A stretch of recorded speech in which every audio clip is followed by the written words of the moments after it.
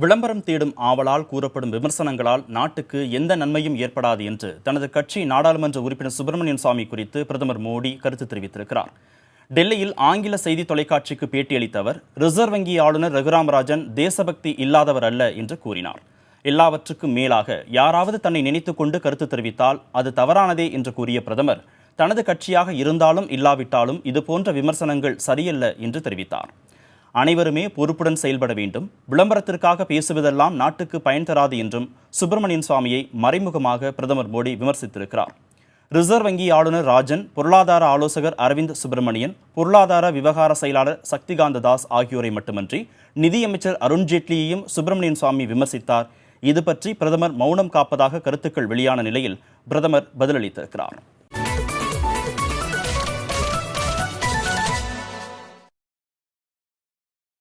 வரதட்சணை கேட்டு மனைவியின் உடலில் பச்சை குத்தி கொடுமைப்படுத்திய சம்பவம் ஜெய்ப்பூரில் நடந்திருக்கிறது.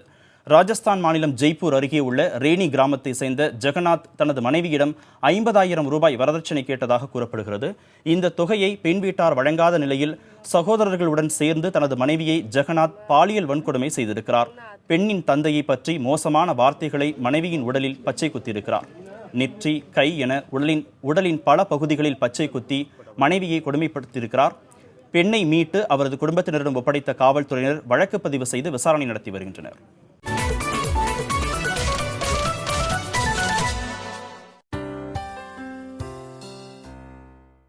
வரதட்சணை கேட்டு மனைவியின் உடலில் பச்சை குத்தி கொடுமைப்படுத்திய சம்பவம் ஜெய்ப்பூரில் நடந்திருக்கிறது. ராஜஸ்தான் மாநிலம் ஜெய்ப்பூர் அருகே உள்ள ரேணி கிராமத்தை சேர்ந்த ஜெகநாத் தனது மனைவியிடம் 50,000 ரூபாய் வரதட்சணை கேட்டதாக கூறப்படுகிறது. இந்த தொகையை பெண் வீட்டார் வழங்காத நிலையில் சகோதரர்களுடன் சேர்ந்து தனது மனைவியை ஜெகநாத் பாலியல் வன்கொடுமை செய்திருக்கிறார். பெண்ணின் தந்தையை பற்றி மோசமான வார்த்தைகளை மனைவியின் உடலில் பச்சை குத்தியிருக்கிறார். நெற்றி, கை என உடலின் பல பகுதிகளில் பச்சை குத்தி மனைவியை கொடுமைப்படுத்தியிருக்கிறார். பெண்ணை மீட்டு அவரது குடும்பத்தினரிடம் ஒப்படைத்த காவல்துறையினர் வழக்கு பதிவு செய்து விசாரணை நடத்தி வருகின்றனர்.